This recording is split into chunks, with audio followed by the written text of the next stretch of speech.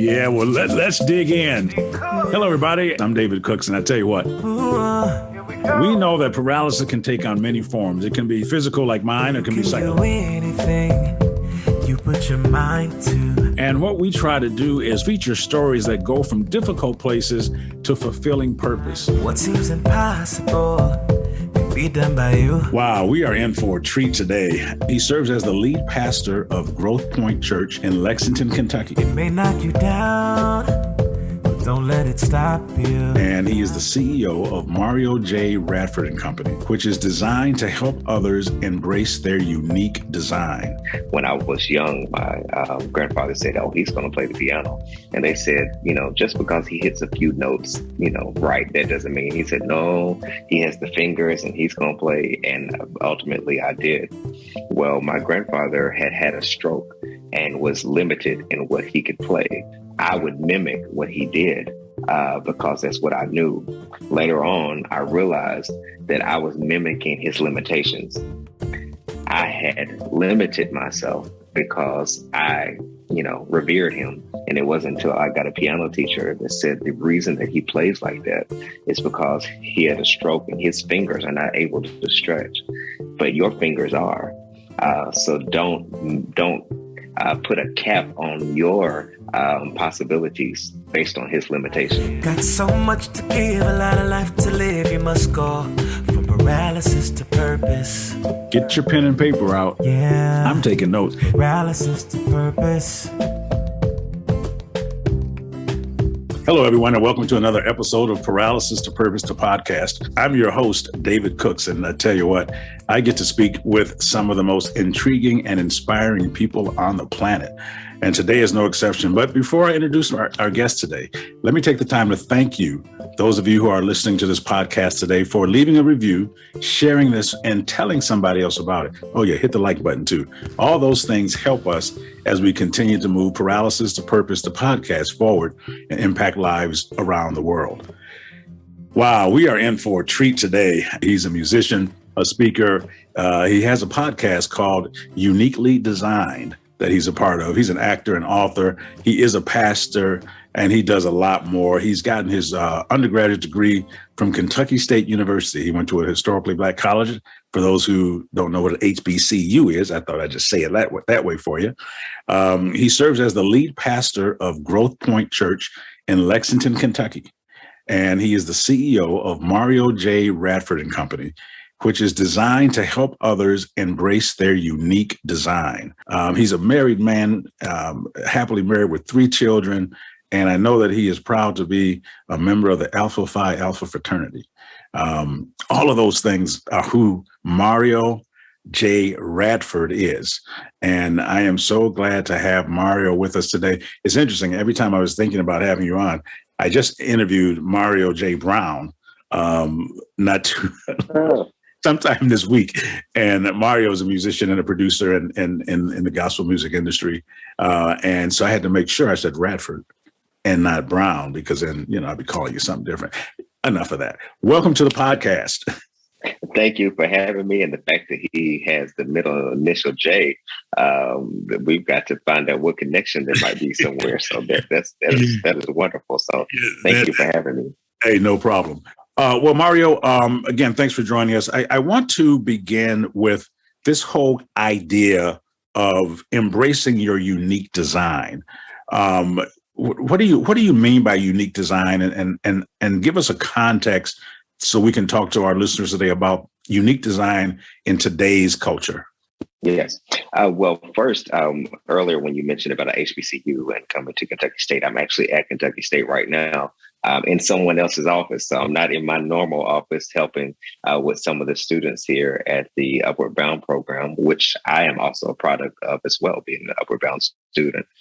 I believe that a lot of that helped to shape who I became and who I am, not just as a student, but I remember earlier in life, I was playing the piano when I was 9, and I started when I was 9, and my grandfather used to play as well. my great grandfather, that is, played. So it skipped my mother, or skipped his son, skipped my mother, and went to me. When I was young, my grandfather said, "Oh, he's going to play the piano." And they said, just because he hits a few notes, right, that doesn't mean. He said, "No, he has the fingers and he's going to play." And ultimately I did. Well, my grandfather had a stroke and was limited in what he could play. So he would only play in the key of E flat. I think that was the only key he could play in. And he would play his bass with one finger. He would play chords in the other finger, but he would play the bass only like with one finger. I would mimic what he did because that's what I knew. Later on, I realized that I was mimicking his limitations. I had limited myself because I, revered him, and only wanted to do what he did. And it wasn't until I got a piano teacher that said the reason that he plays like that is because he had a stroke and his fingers are not able to stretch, but your fingers are. So don't put a cap on your possibilities based on his limitation. Wow, and I feel like that helped to shape or start me. One of my earliest memories start me in embracing the complete package of who I could be. It's interesting that you saw in your grandfather something that was worthy of becoming. But that wasn't all of it, though. And that's so interesting that you had limited yourself based on what somebody else's gift was. Can you talk about finding your gift and the importance of not putting a ceiling on your own abilities? I think that we oftentimes become what we see, or it is the first introduction to what we can become. Oftentimes, if you grew up in the house of a lawyer, you saw talks of laws and those type of conversations, or a politician or a pastor or many other things. That was the first example. Or if you saw abuse, or if you saw dysfunction, or you saw the absence of a father or a mother, then that sometimes took you on a different journey as well. I believe as it relates to our gifting, I believe that for me, where the more than a preacher came from is that I knew I played the piano when I was young. I later on was able to, I sang before I played.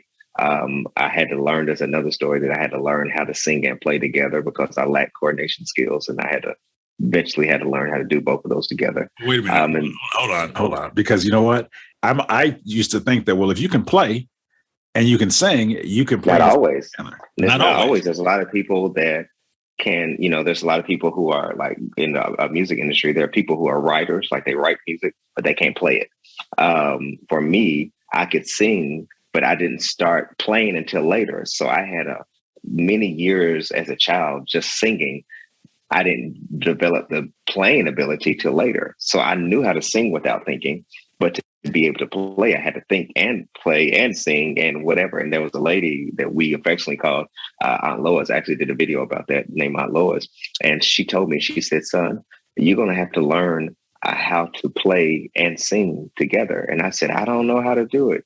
She said, "Well, you do it like anything else. You practice it." She said, "You take one note, play one note, sing a song. Play another note, play a note until you learn how to bring them both together." She said, "Because if you don't learn how to bring them together, you won't be able to use your full gift. And you're going to have to know how to find out how to use your full gift." So that was something I had to learn. So all throughout my life, I feel when I look back, there were glimpses. It reminds me oftentimes of the scripture when it says in Hebrews that faith is the substance of things hoped for and the evidence of things not seen. I think that evidence, when you look back on different journeys, there will be certain clues that God strategically placed that you look back and said, my purpose was always with me.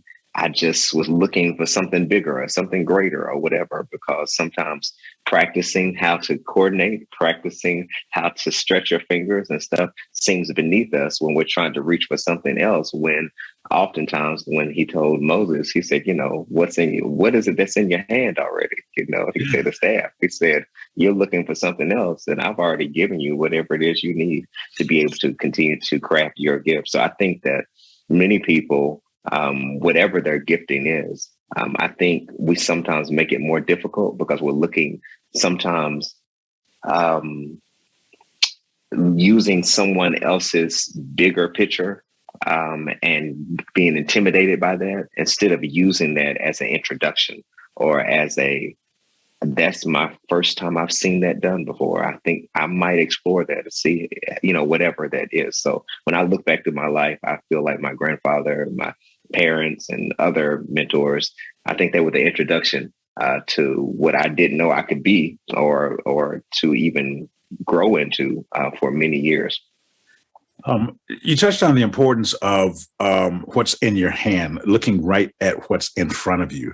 Why is it that we don't look within first when it's time for giftings and purpose? We seem to, think it's somewhere else, and when it's right there, it's been put in you. Well, I think it's the hot stove concept. When you reach out to touch something that's hot, and the first thing your parent or mentor or surrogate says to you is, "Don't touch that; it's hot." A lot of times, fear has been instilled in us because of the failure of our predecessor or the failure of someone who sometimes raised us. So oftentimes when we reach out to do things, the first thing they say is, "No, you don't do that." It's kind of like on Sister Act 1 or 2, one of them, where she say, "Don't be coming here with those shoulda, coulda, wouldas." Your daddy was doing all that type of stuff, and whatever. And we think because it hasn't been done, it can't be done. Or because we haven't seen it, it can't be accomplished. Once again, that phrase or launching pad that I use, tagline I use more than a preacher.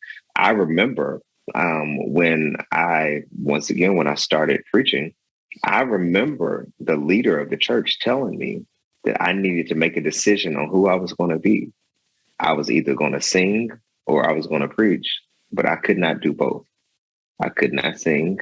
He said, "You can be a singer who happens to preach, but you can be a preacher who happens to sing, but you need to decide which one is more important."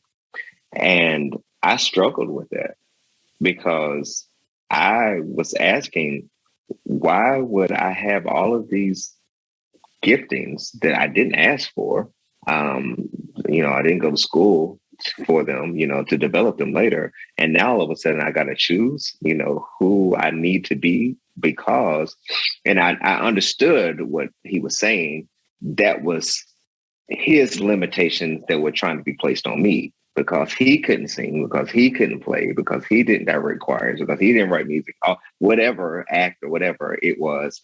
You need to decide which, whatever. And I think he meant well. I don't think he was, and sometimes people putting on you what they think is best for you is another limitation, almost like when Saul tried to put it on David, and David was like, I appreciate it, but it's not going to work for me, and you have to have the ability and the confidence within yourself to say, this works for me. And for a long time, I remember oftentimes I would go preach different places or speak, and people would say, you're going to sing? I'm like, no, you asked me to come speak, or you asked me to come preach, because I was taught in my mind I could only do one of them. And it wasn't until I started to see people like Steve Harvey or Marvin Winans or Bishop Jakes or different ones that I was like, who told you that you have to just choose one particular area, and that, the scripture that says to whom, I didn't mean to quote this many scriptures. And when it says to whom much is given, much is required.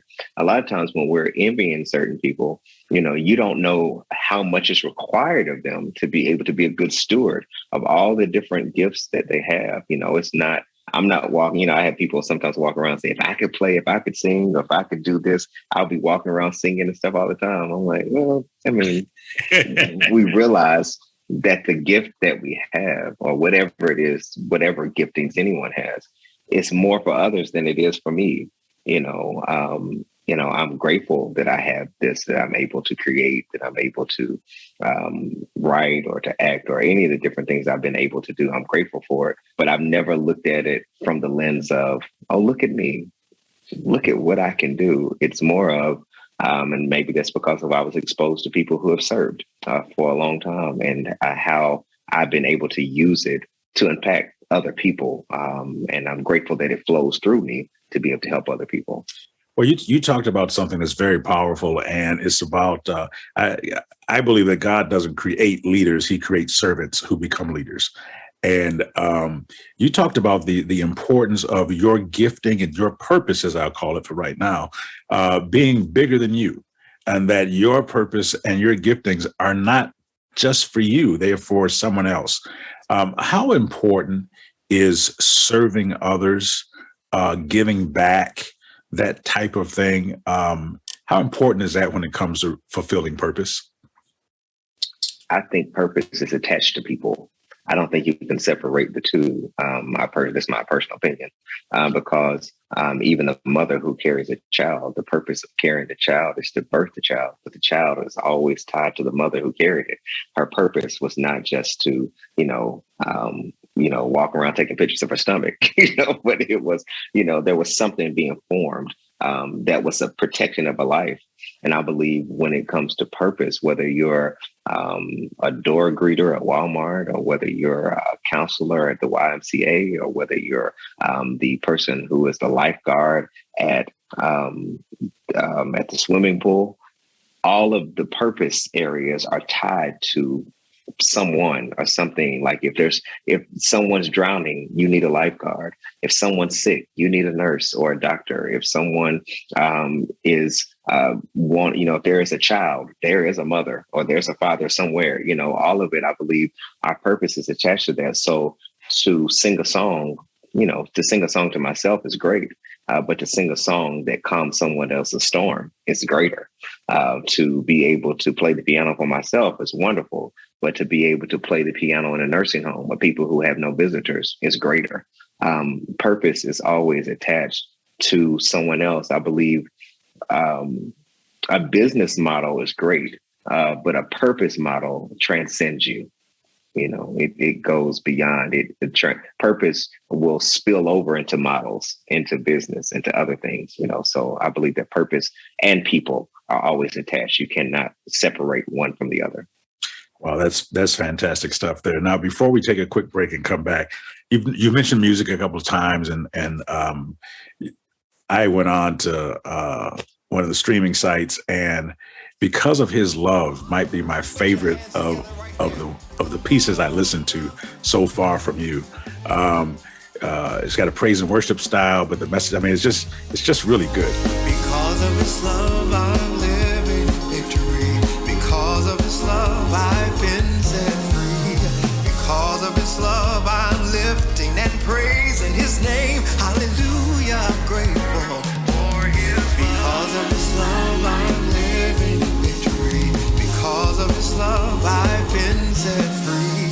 Because of His love, I'm lifting and praising His name. Hallelujah, I'm grateful for His love. When nothing else could help me, Jesus came down and He reached way down. I'm so glad I'm saved. And I'm conqueror. And I know who I am. I am because of His love. What are you most proud of in terms of your accomplishments as an artist or in the area of the arts? That is a great question that I don't know the answer to. My greatest accomplishment, it's hard for me to celebrate accomplishments when I feel like I'm still on the journey, but if I were to throw out anything, I believe when I was at Kentucky State, I'm of course, obviously I'm here right now. Someone told me I left here a few years ago. And someone said, you're the only person who left that keeps coming back.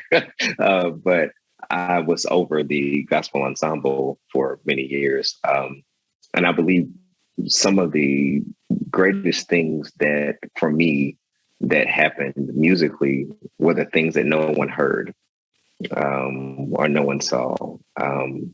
Those things are more, I mean, the lives that were touched, there were students who, for many of them, that classroom or that space was the only spiritual outlet that they had. They came from, Chicago or from Detroit or from Ohio or from all these different places. And many of them were really trying to find out who they were or whatever. So those rehearsals became not just teaching them a song. It became spots and places where they were figuring out and asking questions. We used to joke oftentimes. I said, this is the only course that you can take on campus where you can stop in the middle of the class and pray. And those, to me, when I think about those students and I think about what many of them have become, and how they graduated and gone on and done many different things, those are my greatest accomplishments. Whether people sing my music or hear it or like it or dislike it, that's fine. But it's almost like Dolly Parton said, each one of her songs are her babies. So it's really difficult for us to hear someone talk bad about our children, but when it comes to those students, which again is attached to purpose, those things matter to me more. That one day in their life, when they're older or not, they'll be able to say, I'm so grateful for that room. Mm-hmm. I'm so grateful for that director or whatever, that they will forget the songs, but they won't forget the impact. That's something that carries me through many different seasons. Wow. All right. Well, hey, with that, and that's a fantastic place for us to take a quick break. And when we come back on the other side with Mario J. Radford, we're going to talk about the importance of the arts. And also, he recently gave a commencement speech at his alma mater, and it was called The Gift of Now. We're going to talk about the importance of taking advantage of today and what that means to Mario and what that should mean to you. We'll be right back on Paralysis to Purpose, the podcast, right after this quick break. We hope you're enjoying Paralysis to Purpose, the podcast. Be sure to follow us on Facebook, Instagram, Twitter, and TikTok at Paralysis to Purpose for more updates. Also, check out David's website at davidcookspeaks.com to learn more about his mission and purchase his book, Getting Undressed, From Paralysis to Purpose. I want to pick up on you are definitely a person who is involved in the arts, and I would like to know, why are the arts so important and reaching our youth and today? Just why the arts, and what does that mean for you? I believe that undirected creativity produces chaos. Say that again. Undirected creativity creates chaos. Undirected creativity creates chaos. Okay, go ahead. So what I believe is we all, you go back to young children who, they're just bouncing all over the place. They won't be still, or they're, all these different things. If you don't give them a place to explore their creativity, then eventually there's chaos in the form of rebellion, in the form of not listening to teachers, in the form of joining a gang, in the form of violence, or any of those types of things. But when I look back to the arts as it relates to the choir or to some of the little theater plays they would have on campus or at school, elementary or middle school or high school or otherwise, or in sports, whatever it is, it gives an opportunity to learn skills like working with a team, learning your lines, learning how to public speak, learning how to explore, to sing, any of those types of things. So I feel that when you remove the arts, so when you remove which sports is not arts, but when you remove those different things, it breeds chaos because they have no place. So now you're saying, these children, these kids, they need to sit down, they need to do something, but we've given them no channel to explore creativity. Like Viola Davis started somewhere. Someone had to say, like I remember when the movie with Tina Turner, when she was a child singing in the children's choir, and they were just like, you're singing too loud, but someone recognized there was a gift, there was something there, that it wasn't just her trying to out-sing someone. It was someone else said, all right, now let me show you what to do with that. So when I look back to, I grew up in a very, very small church. And this is for those people who are not, of the faith center, who are watching, whatever your background was. But for my background, I grew up in a small church. And I remember when we would get up and, maybe read the scripture or something. And somebody in the back of the church would say, I can't hear you. And I'd be like, the Lord is my shepherd. It's not loud enough. The Lord is my shepherd, I shall not want. You don't sound like he's your shepherd. They were just literally in the middle of you reading. I would call it rude back then, but now I look at it as they were saying, if you're going to do something, let's tap into you. Don't get in front of people and be timid. Don't get in front of people and not know what you're doing. Like if you're going to get up there, you're going to recommend as a young African-American Black man or male or whatever in this society, when you get on that microphone, have some type of passion. Even I remember my concert choir director at Kentucky State. We used to practice walking on and off the stage. Before we did a concert on the risers, we would just walk back and forth, just like 30 minutes, walk back and forth. And he would talk to you. He was like, walk, put your head up. Or he would, all that type of stuff. He would say, you could sound a mess, but you at least need to look like you're going to sing.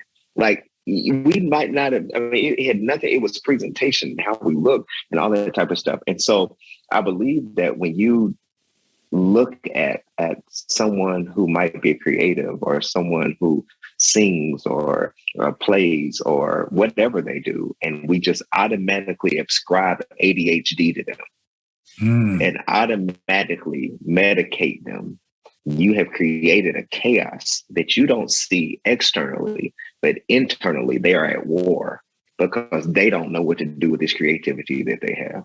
I have this energy. I have this something inside of me that wants to bust out. I just see life and you put them on medication or whatever it is. And I'm not saying yay or nay against some people that have to do that, but I am saying that when you don't have the ability to give them a channel for creativity, you have set them up for chaos that will be eventually explored in some form later on. I believe that there are many people that are behind prison walls that are really just misguided creatives who chose chaos because someone did not give them the right guidance. Wow. Well, we talk about it and you hear a lot about safe spaces, and we normally hear that whether it's gender related or race relations or sexual orientation, but it sounds like creatives, we need to make a space for them and welcome them as part of the community and really do a much better job of cultivating those gifts and talents and having that as an option early on in kindergarten instead of labeling Johnny as a problem. Maybe Johnny needs some more crayons and some paper and a few other things to get going, or a cello or whatever, right? And so it becomes important to not write people off because you don't understand what they're trying to do or you don't understand who they are. But it is important to. Because when we think about it, when we grow up, we say color in the lines. So it's like, I'm already crafting as far as you can go. And so the person who does color outside the lines, they don't ever follow instructions.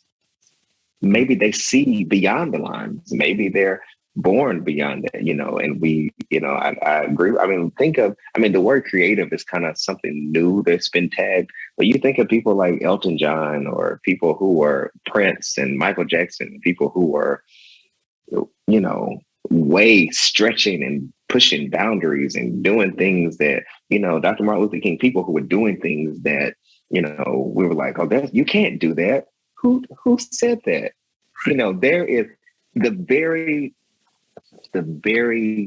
embryonic form of our being is a derivative of the creative nature of God, who looked out and stepped out into darkness and within himself said, I don't like this, so let there be light. He stretched the boundaries way before anyone gave permission to say, I don't like what I see. I'm coloring outside the lines. Let there be light. And everything he created, he said, now that's good.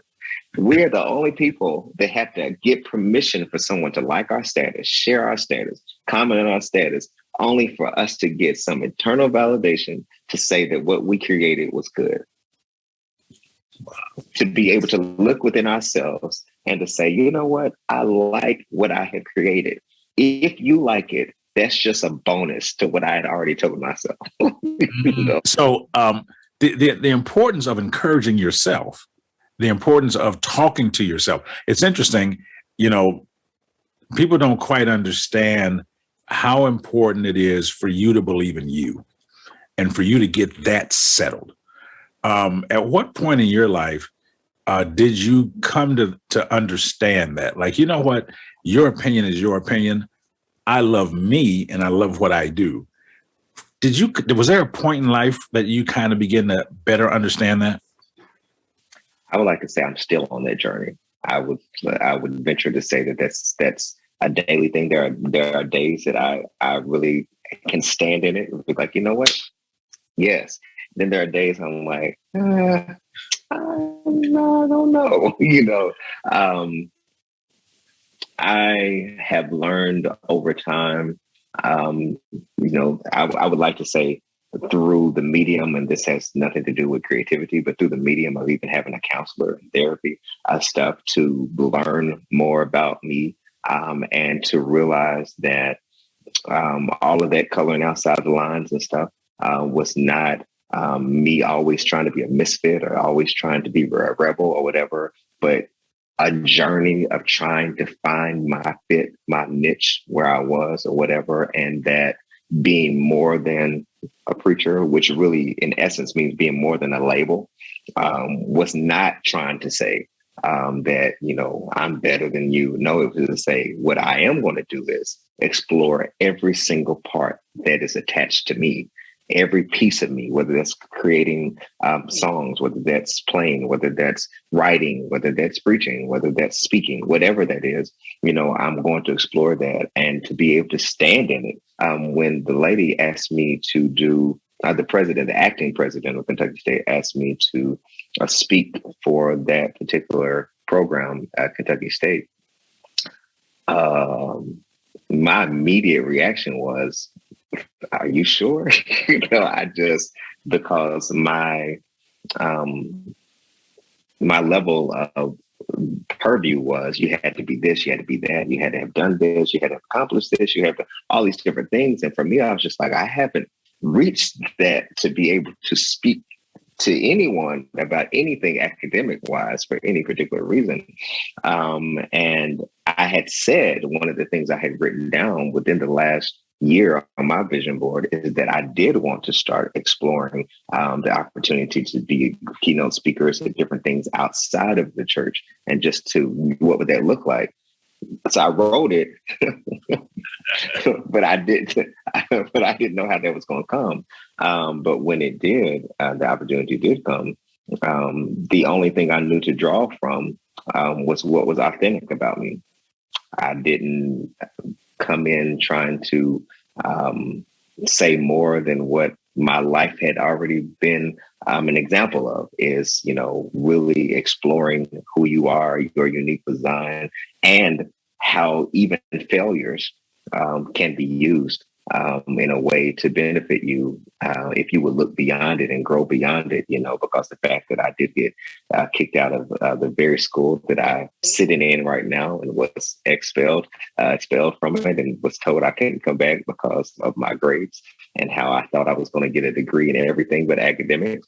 But for me to have the opportunity to come back and be the speaker at the baccalaureate for connected to commencement for this year's graduates, I would have never imagined that those failures could have been used to encourage someone else or to be able to be packaged in that way. So I think that's the beauty. So once again, back to how have you learned how to stand in that? It's the beauty of discovery and being okay with what I'm discovering along the way. So there's a couple lessons in there. If you don't want it to happen, don't write it on your vision board. And the second lesson is when you do have a vision, don't try to figure out how it's going to come to pass. Just when it comes, walk through that door. And you will find that it was designed specifically for you. How did you feel after that speech? The speech, I watched it, and it was called The Gift of Now. And it was probably, you were in your element. I'm telling you right now. I have never heard you speak or do anything like that. But I could tell you were locked in and you were in your lane. And I was like, this dude, he's got a gift. In every production that I was in, there was always a scene change. When the scene changes, usually the stage is dark. The stagehands are moving furniture around, and many times they use what they call a small flashlight so that people know where to go. And a lot of you who are graduating tomorrow, you're at your stage and it seems dark.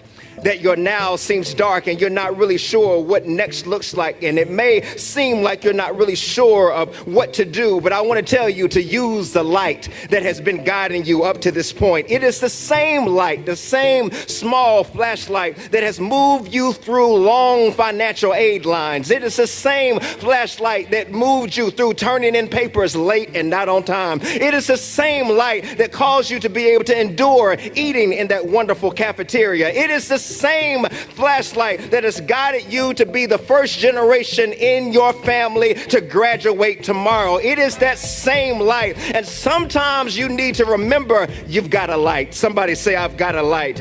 And sometimes you have to remember what light you have. The first song that I learned, one of the songs I learned as a child in the children's choir is This Little Light of Mine. I'm going to let it shine. And even if all you have is a little light, let your light shine and don't let anybody dim your light for any other reason. Matter of fact, if people don't appreciate your light, get in a room where people can appreciate the light that you have.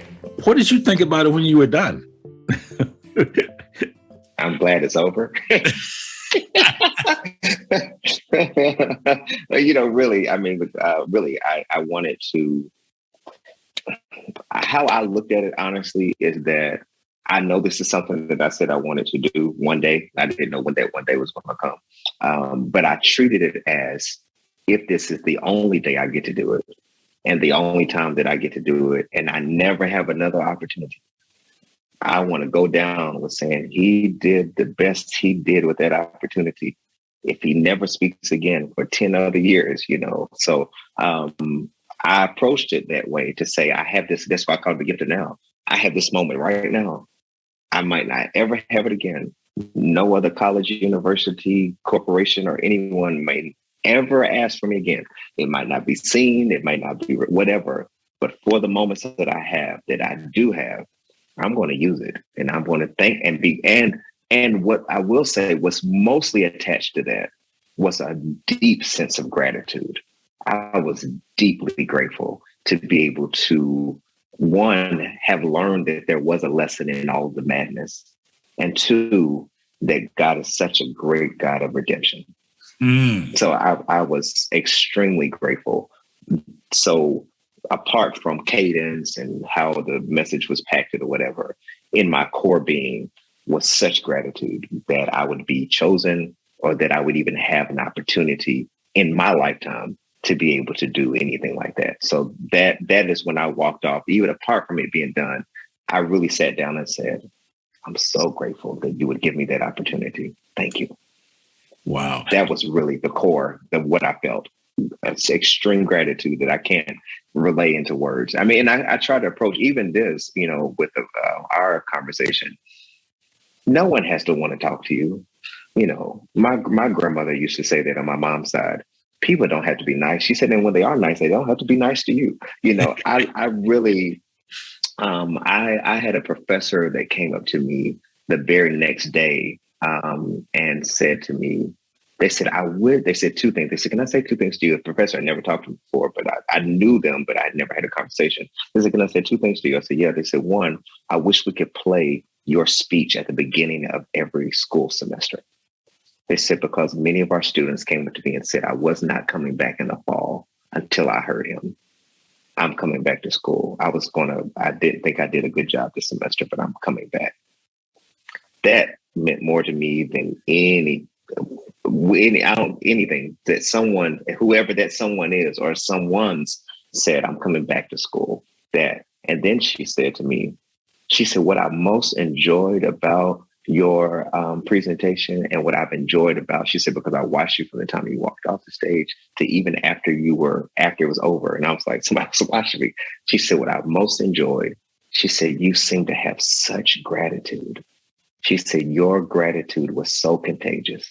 She said, everyone who came with you seemed to walk away feeling such a great sense of empowerment or whatever. She said, you seem to be living in a place of gratitude. And for me, that's more of an honor than what I had on, what I looked like, if I had a haircut, it didn't have a haircut, whatever. But for someone, I feel like gratitude opens more doors for you than resumes can. I believe that. I believe that just a sense of gratitude that when you go into every door, that even though some of us say, I belong here. Yes, I belong in the room. I belong on that stage. Yes. But what got me to the stage was being grateful for every step that took me to that stage and for every step that will happen after that stage. So that is really what I felt afterward, other than it was done. I was grateful for that. But I was thinking about all the, my mother's a graduate of Kentucky State. My sister's a graduate of Kentucky State. My son goes to Kentucky State. So many mentors. I mean, there were people sitting in that room who were responsible, who wrote me the letter that told me that I was expelled. And there were people in that room who were also responsible for me finishing. So there were so many people that I was grateful that all of them were used to make what is now known as Mario J Radford.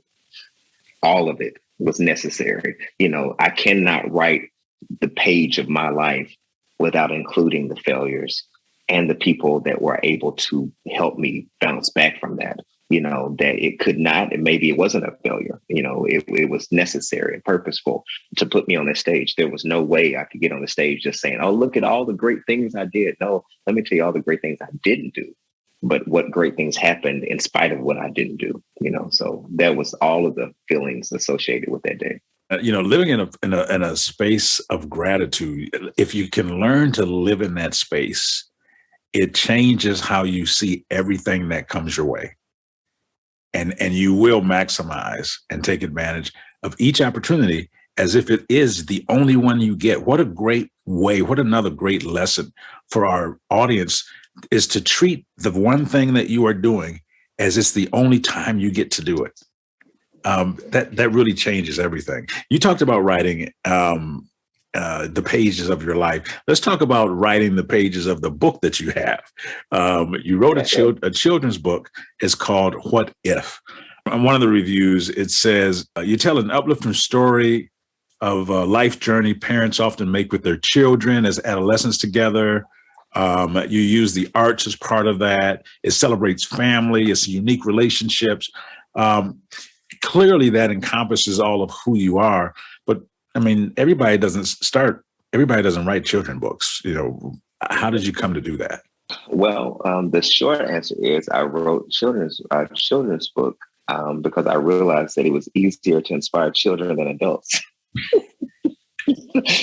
So I didn't intend to write a children's book. I'll say that.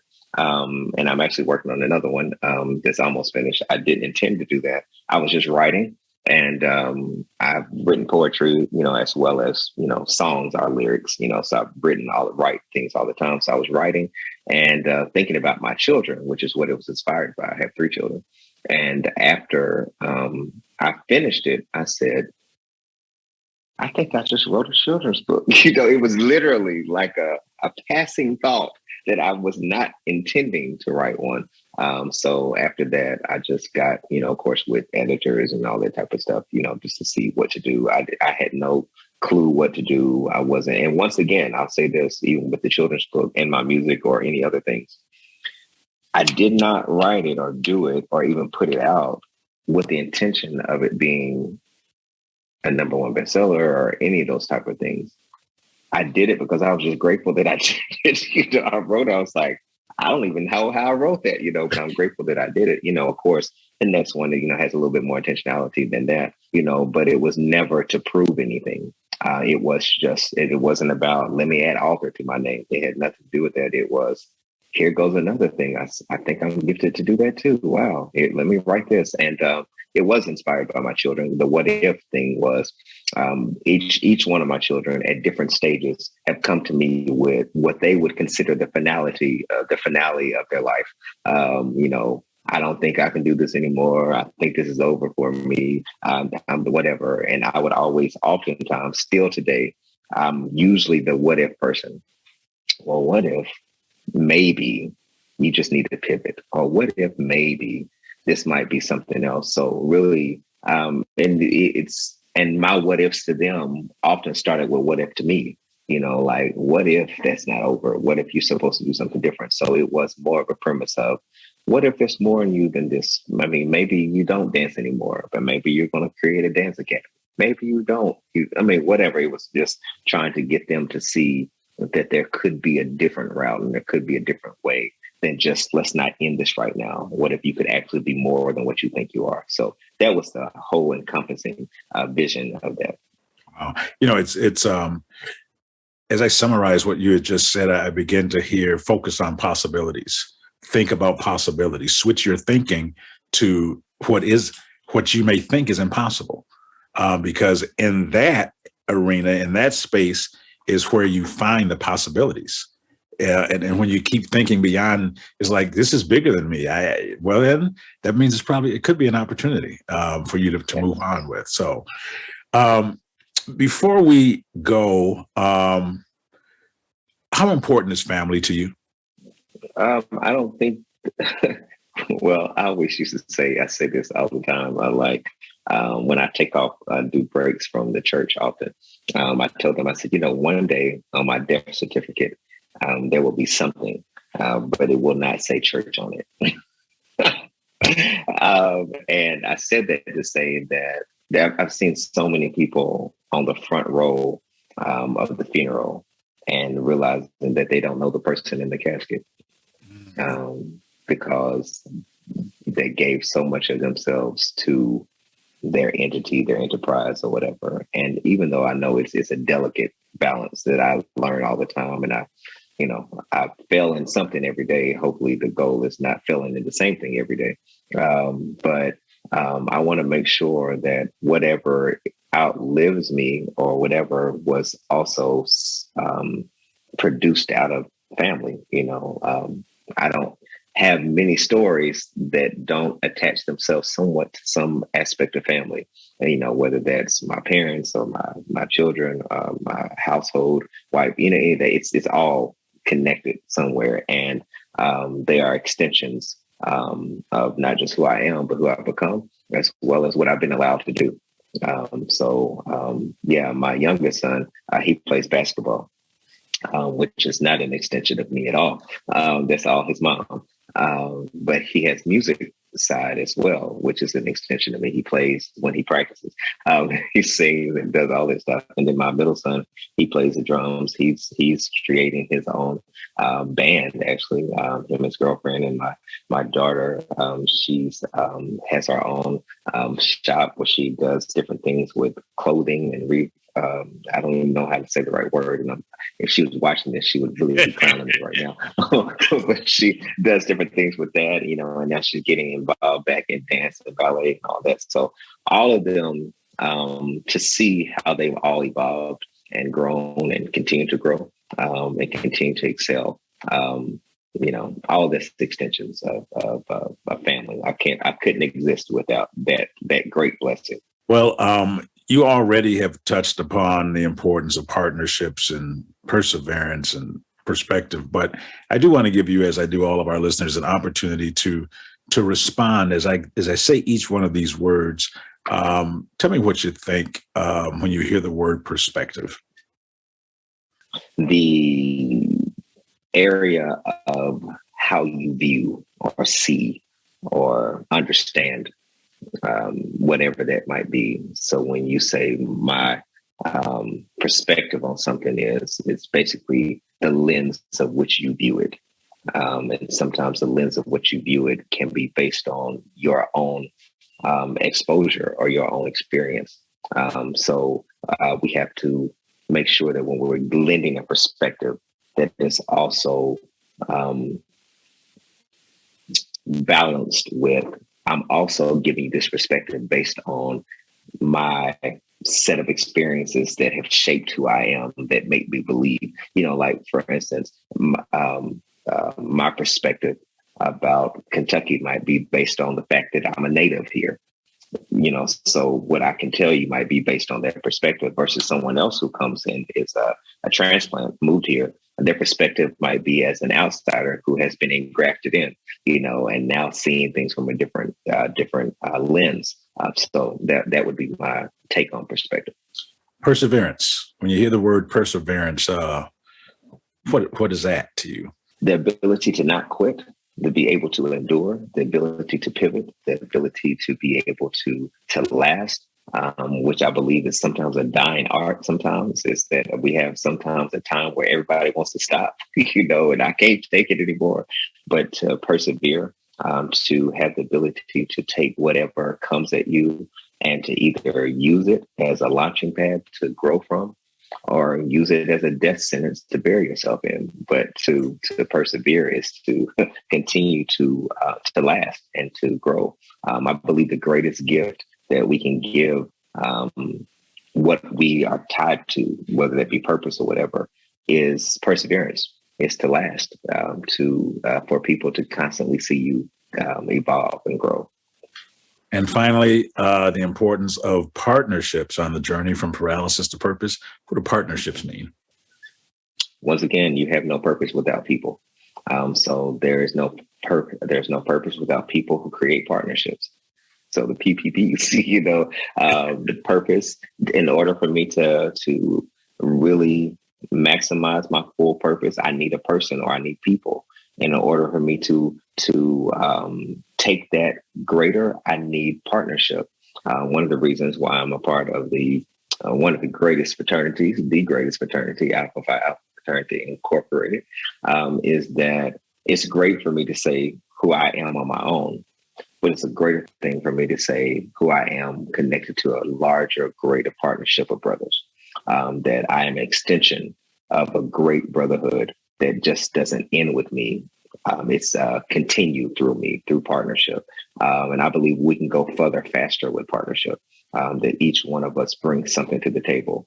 You might have the brain, I might have the creativity. You might have, there's all of us that we can learn. And I believe it's really, really, as it relates to social justice issues or spiritual issues or any of those educational things, if we would really stop fighting each other and realize that we all would be stronger together. We don't have to agree on everything, but we're stronger together. We're created for community and partnership. That's our whole essence, our whole very beginning of time said it is not good that man should be alone. Let us create a partner for him so that he might be able to do greater things. Every animal that came on the ark, bring them 2 by 2, that they might be able to have the ability to multiply in partnership. How much greater things would we be able to do if we would stop tearing each other down and saying, I don't think they deserve that. Whether they do or they don't, I'm so glad they got there. So partnership, I believe, is very important to purpose. Well, before we sign off, what's next for you? Do you have? I know you're working on a book. Any new music? What's next for you? I mean, you're more than a preacher. What's going to be the next thing that I need to be watching out for you from? Well, I can't tell you all of that. I don't know what all is to come. I'm grateful for it. I have I've been helping people recently with life insurance. So I've done that. I am working on music, yes, to be able to put out another project, because that project that was released in 2012 was actually released in 2010. I just repackaged it, pulled it, and put it back out. So it's actually been like 12 years since I've done an actual complete project. I'm grateful for the different singles I've done, but yes, I do want to have a complete project done. Hopefully by my birthday of next year. That's the goal. That is the plan, which would be February. And then finishing this children's book that I've been writing for ever and ever and ever, so that I can finally finish it and realize that the children will not nearly be as critical of me as their parents will be. So to be able to do that. And so just some other entrepreneurial things, and just continue to explore, continue to sharpen my skills. Come out with another season of my podcast, Uniquely Designed, in the fall. Hopefully have some more speaking engagement somewhere, wherever that looks like and wherever that goes, wherever that explores. So I'm just excited about whatever it looks like as far as continuing to explore the whole More Than a Preacher brand. If people want to follow you, what is the best way for them to do that? Well, I am on all social media platforms, most of them, whether it be Twitter, Facebook, Instagram, TikTok. You can follow me on the Mario J Radford, even Snapchat, Mario J Radford. And then my website is mariojradford.com. All right. Appreciate you doing that for us. Mario J Radford, not Bradford. It's Radford. Make sure you guys check him out. This has been a great time. I want to thank you for being with us today, Mario. And until the next episode of Paralysis to Purpose, the podcast, I'm David Cooks, reminding you that your ability to endure is always greater than your willingness to endure. You can do anything you put your mind to. Thanks for tuning in to Paralysis to Purpose. Don't forget to follow us on social media at Paralysis to Purpose on Facebook, Instagram, Twitter, and TikTok. To purchase his book, visit davidcookspeaks.com. Be sure to tune in next time for more inspiring conversations with David Cooks. There's a picture out there of me sitting on this dilapidated shack porch that I lived in with my wife and 2 kids. That was all I could afford, because the other money I made, I had to buy my drugs with. And he was hugging me. And I remember, you can tell, just like I was so red in the head from just like ugly crying into this complete stranger's neck. He didn't care. He just hugged me tighter. And I needed a hug, man. And Arno's the one that gave me the hug. Next time on Paralysis to Purpose. I'm excited to have Chris Buckley with us here today. And then Arno told me about his experience. With a sober mind can always come a sober heart. Like, to think that this was like this really happy and happy ending story, it wasn't. It was ugly. I pulled a gun on Arno. I got so angry with him that I said the most hurtful things because I wanted to push him away. And I had become just as addicted to the hate as I was to the meth and to the heroin and to the substances. Paralysis to purpose.